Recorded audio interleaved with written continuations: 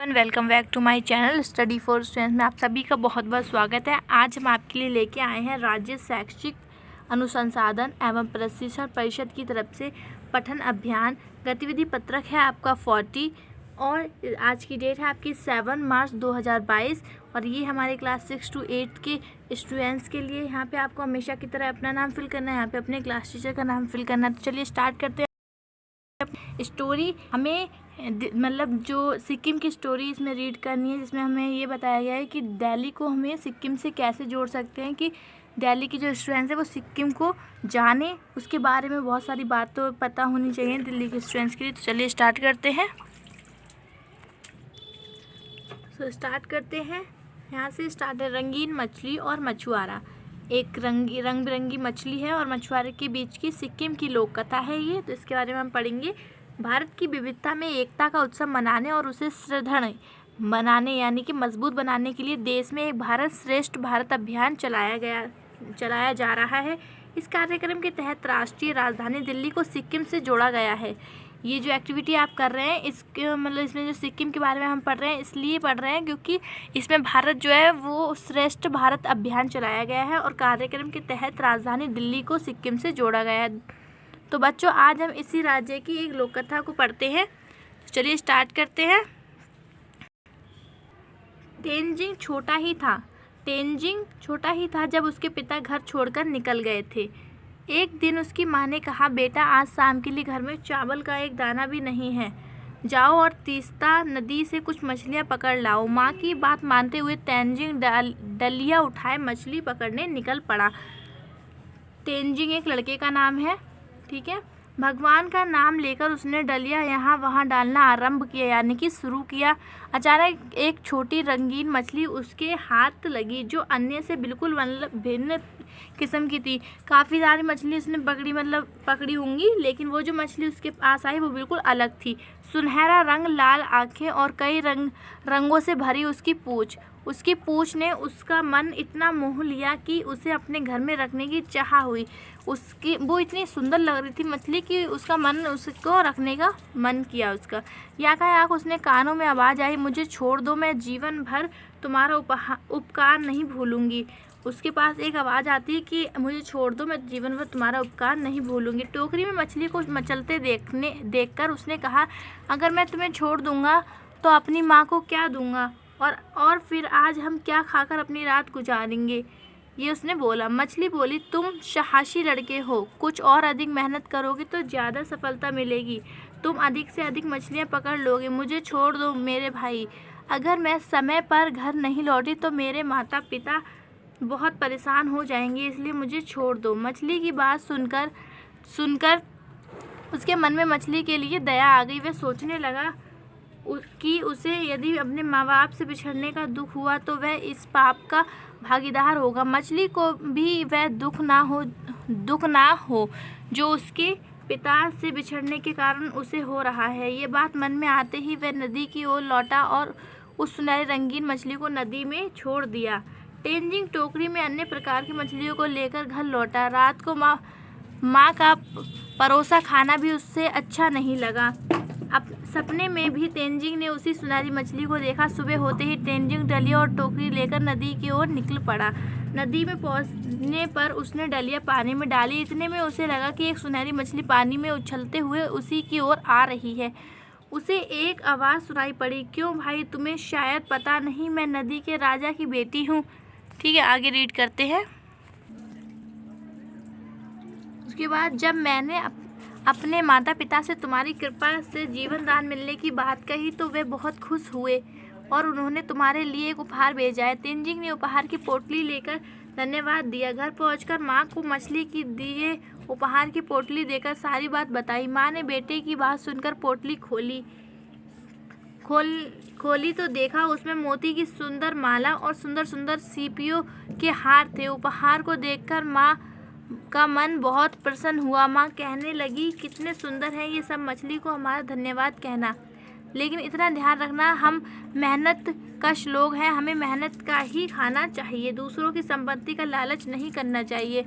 उसने माँ की बातों को गांठ बांध लिया। दूसरे दिन तेंजिंग बहुत बन ठनकर नदी किनारे आया। मछली राजकुमारी अपने माता पिता से उसे मिलवाने के लिए उसका इंतजार कर रही थी। राजकुमारी ने तेंजिंग को कछुए के ऊपर सवार होने को कहा और दोनों जल यात्रा का मत्स्य लोक पहुँचे। मत्स्य का मतलब होता है मछली, ठीक है।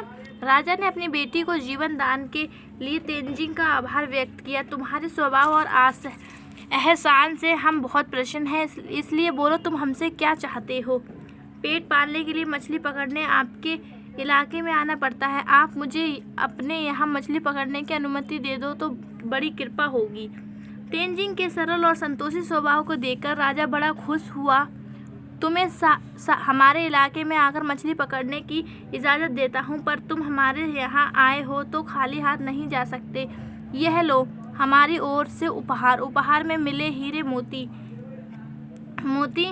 लेकर तेंजिंग ने अपने घर लौटने की अनुमति मांगी। दिन भर काम के बोझ में थका हुआ भी एक बार वह राजकुमारी से मिलने अवश्य जाता। एक दिन राजकुमारी ने कहा, मेरी माँ कहती है मेरे ब्याह होने वाला है, इसलिए अब हमारा मिलना संभव नहीं होता। चलिए आगे बढ़ाते हैं। उसके बाद क्या बोला देखिए। उसकी आंखों में आंसू उमड़ने लगे। वह भी जानता था कि वह उस सुनहरी मछली को कभी नहीं भूल पाएगा। अब वह मिलना मुश्किल होगा, ये जानकर वह बहुत दुखी हुआ और उदास होकर घर लौट गया। उस दिन से तेंजिंग ने शपथ ली, मैं किसी भी प्राणी को बेवजह कष्ट नहीं दूंगा। जीविका चलाने के लिए मछुआरे का मेरा काम करना जरूरी है, पर मैं बेवजह किसी के लिए परेशानी का कारण नहीं बनूंगा। और ये लाभार क्या है, डॉक्टर चुकी भूटिया ने व्यक्त किया है। तो चलिए देखते हैं इस अपनी एक्टिविटी शीट के प्रश्न। पहला प्रश्न आपका क्या है वो देख लीजिए। इस लेख में जिन शब्दों के अर्थ और उच्चारण में आपको कठिनाई हुई है उन शब्दों की सूची बनाएं तथा अपने शिक्षिका या शिक्षक या परिवार के सदस्यों से उनके अर्थ और उच्चारण पूछकर उनका अभ्यास करें। जो इसमें हमें कठिन शब्द यहाँ पे लगे हैं वो शब्द लिखने हैं और उनका अर्थ हमें लिखना है। चाहे अपने पेरेंट्स से पूछ सकते हैं, आप टीचर से पूछ सकते हैं या फिर हमसे पूछ सकते हैं। तो अब मैं आपको बताऊंगी यहाँ पे कैसे लिखना है। तो चलिए इसका आंसर देखते हैं। सो ये आप स्क्रीन पे देख सकते हैं, ये है आपका प्रश्न नंबर 1 का आंसर। तो पहला हमें वर्ड यहाँ पे मिला है यातायात। यातायात का मतलब होता है अचानक। दूसरा वर्ड यहाँ पे मिला है परेशानी। परेशानी का मतलब होता है किसी काम में होने वाला कष्ट। तीसरा वर्ड है व्याह मानी विवाह, यानी कि जब शादी होती है वो। और फोर्थ वर्ड मिला है मत्स्य। मत्स्य मानी मैंने भी आपको मीनिंग बताई थी, मत्स्य को बोलते हैं मछली, ठीक है। और फिर फिफ्थ वर्ड हमें मिला है व्यक्ति। व्यक्ति यानी प्राणी, ठीक है। तो ये कुछ वर्ड हैं, इसको आप प्रश्न नंबर 1 का क्वेश्चन है, ये कंप्लीट हो गया, इसको अच्छे से कर लीजिएगा। अब देखते हैं आपका सेकंड प्रश्न, दूसरा प्रश्न क्या कहता है, ठीक है। अभी हमने अपना पहला प्रश्न का आंसर कंप्लीट कर लिया है। अब देखते हैं अपना प्रश्न नंबर 2। यदि आप तेंजिंग की जगह होते तो आप मछली से अपने लिए कौन सा उपहार मांगते और क्यों? अगर आप तेंजिंग की जगह होते तो आप मछली से कौन सा उपहार मांगते अपने लिए और क्यों मांगते, तो वो हमें बताना। तो चलिए चलते हैं इसके आंसर की तरफ। सो स्टूडेंट्स, ये है आपका प्रश्न नंबर 2 का आंसर है ये। तो हमें क्वेश्चन पूछा था, यदि आप तेंजिंग की जगह होते तो आप मछली से अपने लिए कौन सा उपहार मांगते और क्यों? तो उत्तर में आपको लिखना है, मैं तेंजिंग की जगह होता तो मैं उपहार के रूप में अपने परिवार और माता पिता के लिए हमेशा खुश रहने का उपहार मांगता। क्योंकि अपने बच्चे अपने पेरेंट्स के लिए ही तो मांगते हैं कि हमारे पेरेंट्स हमेशा खुश रहें। तो ये है आपका आंसर, आप इसको लिख लेना कम्प्लीटली। अब देखते हैं आपका प्रश्न नंबर 3 क्या कहता है। सो हमारा प्रश्न नंबर 1 और 2 कंप्लीट हो गया है, उसका आंसर हमने दिखा दिया है आपको कैसे करना है। प्रश्न नंबर 3 पढ़ते हैं। आप अपनी कक्षा के किसी एक साथी के साथ मिलकर किसी एक लोक कथा की जानकारी एकत्र करें और उस पर अपनी कक्षा में प्रस्तुति दें। आपको एक लोक कथा लिखनी है अपने एक फ्रेंड यानी एक दोस्त के साथ मिलकर। तो चलिए हम आपको इसका आंसर दिखा देते हैं कि लोक कथा किस प्रकार से आपको लिखनी है। तो चलिए देखते हैं इसका आंसर। सो स्टूडेंट्स, आप यहाँ पे देख सकते हैं, यहाँ पे हमारा जो प्रश्न नंबर 3 है उसका आंसर हम आपको बताएंगे। इसमें प्रश्न नंबर 3 आपका क्या बोल रहा है वो आप देखिए। जानकारी एकत्र करें तथा उस पर अपनी कक्षा में प्रस्तुति देना है। हमें एक लोक कथा अपने फ्रेंड के साथ में एक लोक कथा लिखनी है। तो हम यहाँ पे लोक कथा स्टार्ट करने जा रहे हैं। लोक कथा का नाम बता देते हैं आपको, यहाँ से आपको आंसर करना है, ठीक है। 3 पुतले। लोक कथा, ये इसका नाम है। उसके बाद देख लेते हैं आपको क्या करना है और कैसे करना है।